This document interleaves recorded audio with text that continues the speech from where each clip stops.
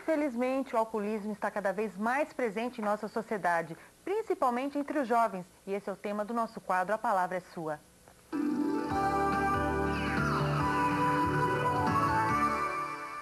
E quem está aqui para falar do assunto é psicólogo clínico Valdemar Magaldi, que é coordenador dos cursos de Psicossomática e Psicologia Junguiana da FACES, Faculdade de Ciências de São Paulo, que fica aqui no bairro do Vila Mariana. Boa tarde, tudo bem? Tudo bem. Então, na verdade, a psicossomática estuda as causas da doença. No caso, o alcoolismo, o que seria? Eu acho que antes a gente tinha que estar entendendo o que é psicossomática, né? Isso, ela não boa. estuda só as causas da doença, né? Ela estuda também o sentido da doença. Hoje a gente não pode mais entender a psicossomática como um adjetivo, né? Ela não é doença psicossomática, doença não psicossomática. Hoje a gente entende o mundo psicossomático. Olha só, mais universal isso do É conceito. muito mais cósmico praticamente, né? Então, os problemas da camada de ozônio, a queda das torres, lá do World Trade Center, tudo isso a gente pode entender como uma consequência psicossomática, ou seja, uma desordem total que está acontecendo no geral, né? E o ser adoece também por uma questão que não é mais nem psíquica nem somática, é a união de tudo. Não dá mais para Até essas separar. interferências externas, você diz? Aí é difícil sobreviver desse jeito, porque nós estamos sujeitos a tantas situações difíceis de viver no dia a dia, a violência, né, os assaltos que acontecem, notícias trágicas como o que aconteceu com as duas torres em Nova York. Como que a gente vai fazer para sobreviver, então?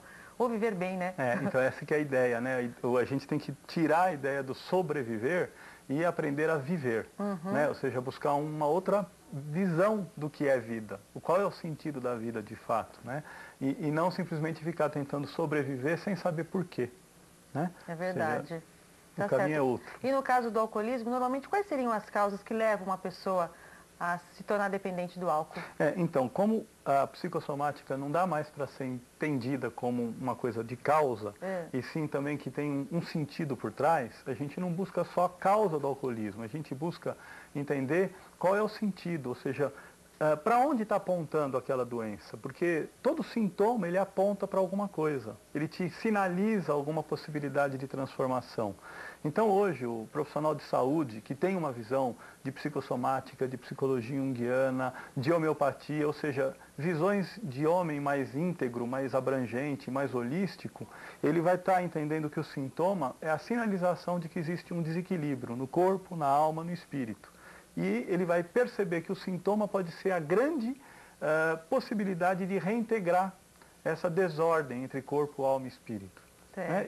E reintegrando, o indivíduo encontra um caminho de viver bem, né? E não de sobrevida. Tá certo. Nosso programa foi às ruas, vamos ver as questões que encontramos por aí. Por que muitas pessoas se tornam alcoólatras mesmo sem motivo aparente? Bom, o motivo aparente também é muito relativo, né? Porque você tem que integrar vários aspectos que levam o indivíduo a entrar numa adição de álcool ou de drogas em geral, né? Adição é quando ele começa a adicionar à vida algum elemento externo, né? O álcool, por exemplo, é considerado uma substância psicoativa, como todas as drogas não lícitas também, né? E o que é uma substância psicoativa? É uma substância que produz um estado alterado de consciência. Ao longo de toda a história da antropologia e da própria história da humanidade, a gente sabe que o uso de substâncias que provocam estado alterado de consciência é comum, é corriqueiro. E por que a humanidade sempre buscou um estado alterado de consciência, né? Será que é por uma questão existencial? Será que é para aliviar uma dificuldade social, familiar? Será que é porque tem uma tendência genética, uma tendência ancestral, uma incapacidade de se sentir no mundo? Então, a causa aparente não é necessariamente uma coisa matemática, isso provoca aquilo, né? É um imbricamento de possibilidades e você tem que entender isso dentro dessa diversidade. E além desses sintomas práticos, na verdade, que a gente pode estar apontando por como causa, na verdade, eu quero saber o seguinte, existe alguma coisa que relate, que seja coisa registrada inconsciente, subconsciente, alguma coisa assim? Existem várias teorias, né? Então tem teorias onde se diz que é por um trauma que o indivíduo tem desde o processo gestacional ou que acontece na primeira infância que deixou à mercê ou, né, com uma predisposição a uma dipsomania, a um alcoolismo, né?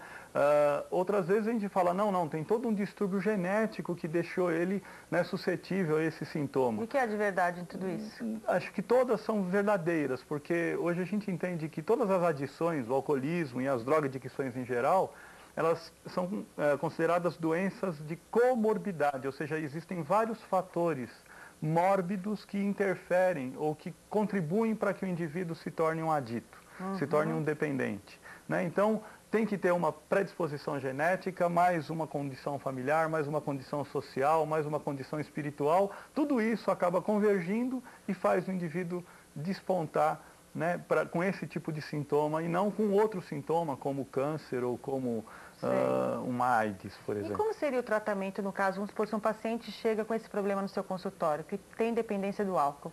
Exatamente. Então, como a gente entende que o alcoolismo e as adições em geral são de comorbidade e também de codependência, porque acaba também surgindo dependências da família e da própria sociedade em ter esses indivíduos aditos, né? O tratamento nunca pode ser um tratamento unilateral, não pode ser um tratamento truculento, você não tem condições de, na marra, fazer o indivíduo se curar. Você só piora, você aumenta a morbidade. O difícil é fazer ele buscar ajuda já, né? Então, o tratamento depende de muita paciência, muita disponibilidade de quem está querendo tratar e aí trabalhar transdisciplinarmente. E quanto menos invasiva for a técnica, melhor. Ou seja, quanto mais técnicas onde você invade menos o indivíduo e faz com que ele reflita o sentido maior da busca do álcool ou da adição, mais você vai dando significado para a doença.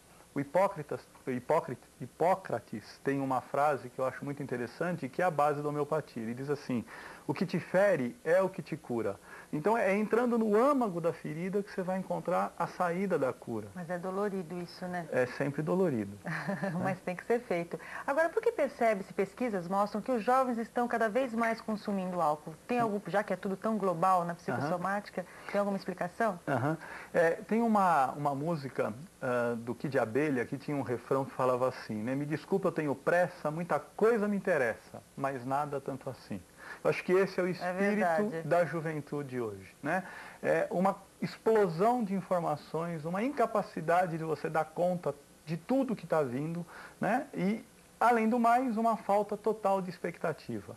Cada vez mais nós estamos vendo jovens sem expectativa. A cada ano que passa, mais difícil está esse jovem se inserir no mercado de trabalho, se sentir em condições de construir a própria vida, de formar a própria família, de encontrar um sentido existencial, né? E, de repente, paralelamente, nós temos toda uma mídia colocando, né, a droga lícita e ilícita como aquilo que dá o grande prazer da vida, né? A palavra que o jovem fala é adrenalina. Quanto mais adrenalina, melhor, né? Quanto mais emoção, melhor. Para que tanta emoção? Né? São emoções fugazes que não dá sentido da própria vida. Então isso está fazendo a juventude acabar sendo presa muito fácil, né, desses tipos de vínculos e de adições para a própria vida, né? Aí você consegue ver uma perspectiva positiva para que tudo isso mude, porque é realmente o que você falou, o jovem está sempre nessa busca e sem perspectivas, né? Eu acho que a própria perspectiva futura é de transformação, porque nós estamos chegando num momento que não vai dar mais para manter esse status que nós estamos vivendo. Ou seja, nós estamos vendo jovens de classe média, média alta, os jovens que são a elite intelectual, inclusive, do país, entrando no caminho das drogas, né? E daqui a pouco o mundo, não só o país, não vai estar com nenhum tipo de orientação. E a saída, então, é repensar tudo isso, né?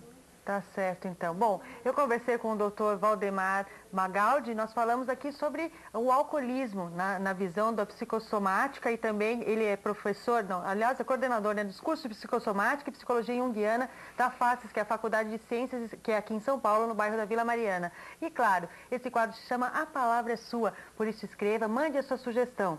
E aí, olha, nós traremos o especialista mais indicado para falar sobre o assunto. A nossa caixa postal é 12831, o CEP é 04010-970 São Paulo, ou por e-mail vivereconviver@paulinas.org.br.